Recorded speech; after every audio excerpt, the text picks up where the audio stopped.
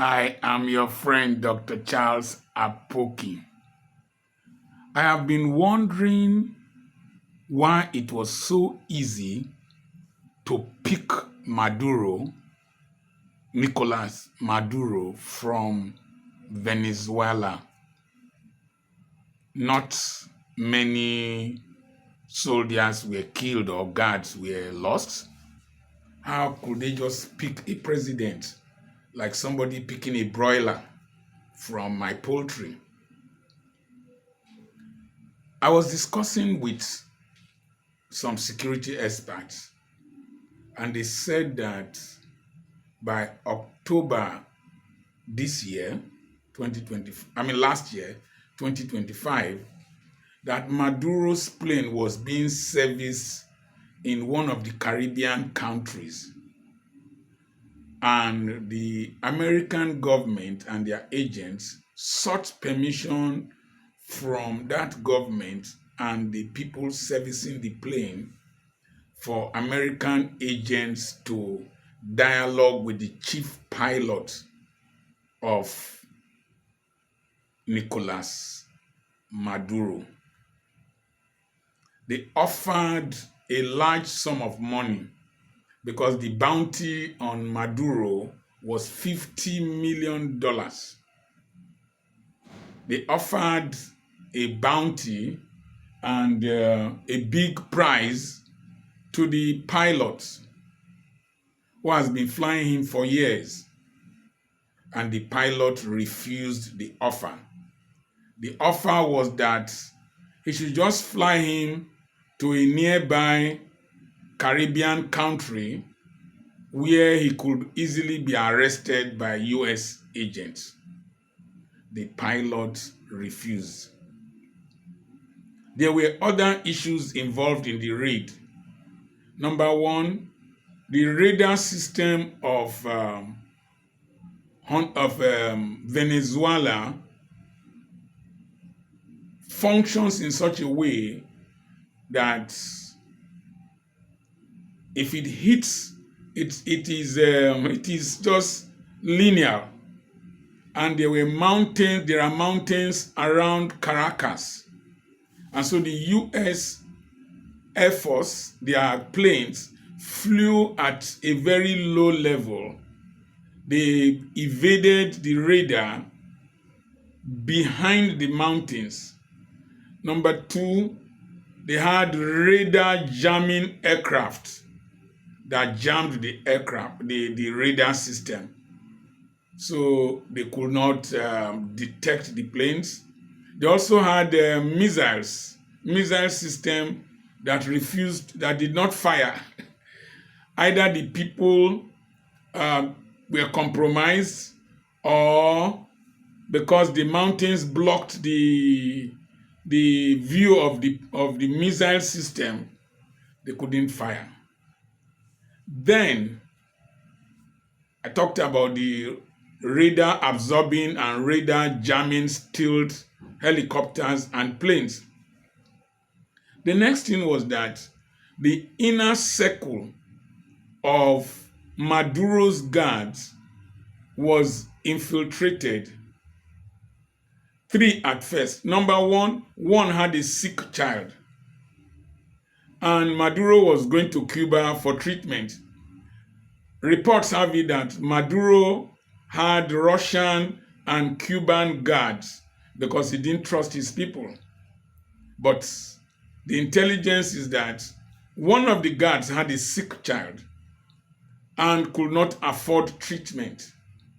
And so he was promised a huge amount of millions of dollars, US citizenship, and medical treatment for the child in the United States.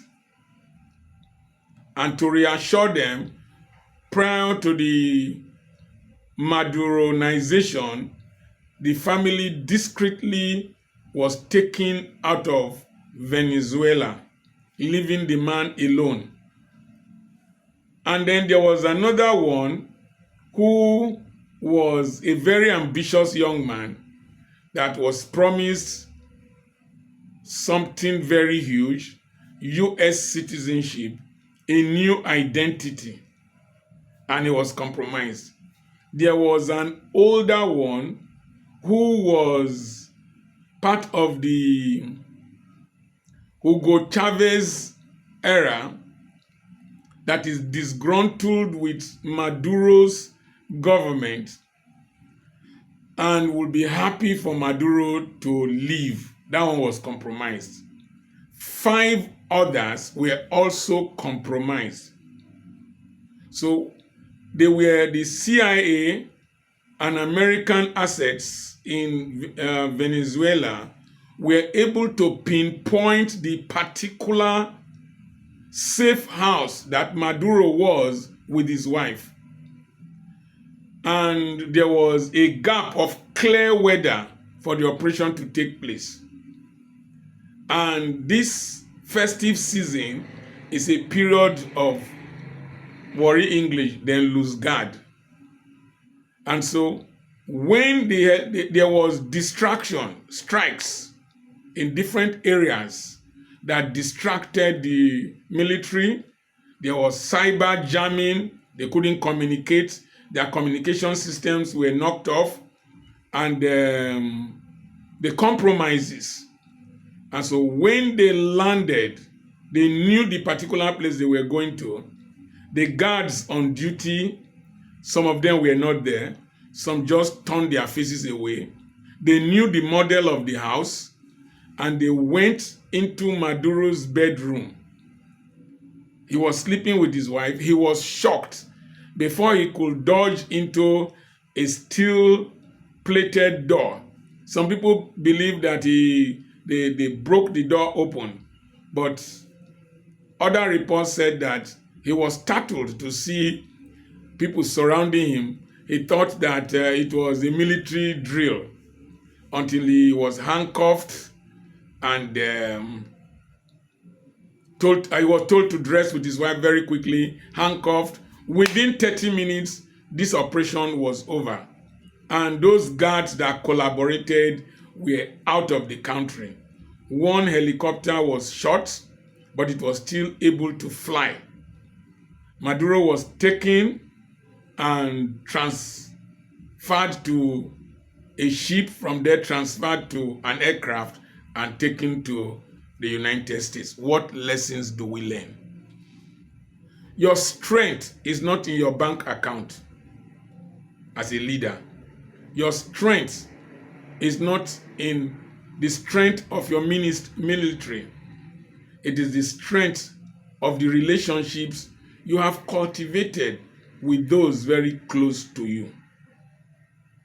So that pilot will have made it much easier, but he did not compromise.